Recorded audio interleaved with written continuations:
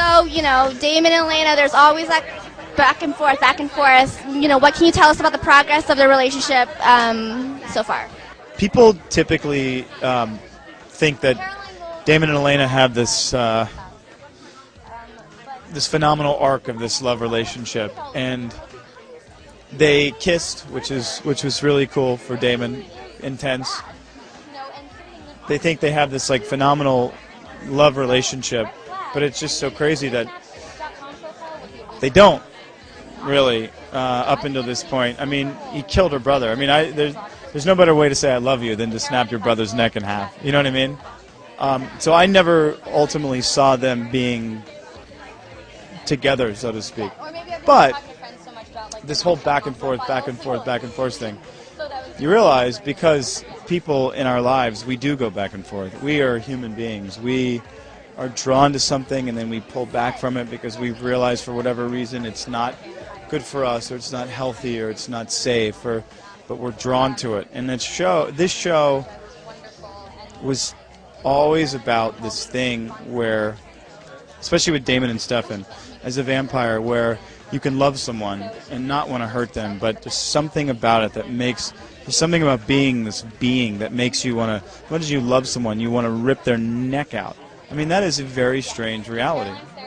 It's a weird reality. With Damon and Elena, there's something unspoken there that they can't explain. What an awful situation to be in. My brother, who I love, have had every opportunity in the world to kill, but I haven't, and he hasn't killed me. I'm in love with the same woman twice over. Same woman, looks alike, just different people.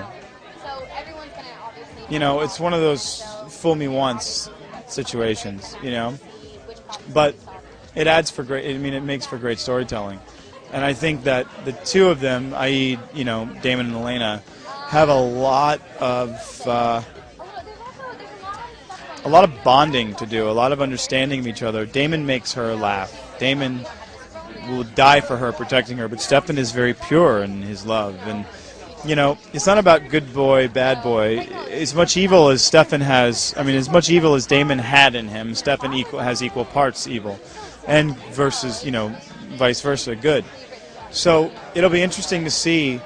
I don't think there's a choice, meaning she chooses one or the other, but I do think that it's an interesting aspect where it's an uncomfortable situation.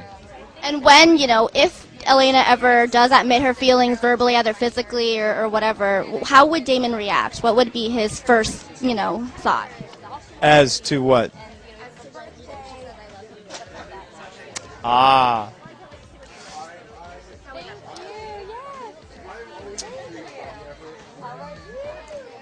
think what they should do is Damon should just kidnap her and take her to the Caribbean, buy some island, just hang out for a while. You know what I mean? See if she really means it. And then maybe Stefan and Klaus and everyone end up finding the island, and they go to Paris for a little while, and then they bounce over to Barcelona, and then they, go to Thailand. Just, can you imagine, a couple seasons of, yeah, why not? And quickly, Sage is coming in present day Mystic Falls. Can you talk a little bit about that quickly? First of all, Cassidy Friedman is amazing, and put it this way, the reflection that Damon has would be as if to say, a 75, 80-year-old man reflecting back on his high school sweetheart, the one that engaged him in love and understanding and sort of changed his way of viewing the world, or a mentor, a sexy mentor that you're sleeping with. That's Sage.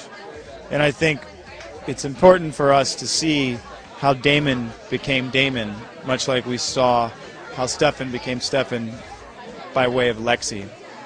You know what I mean? Sage is Damon's Lexi.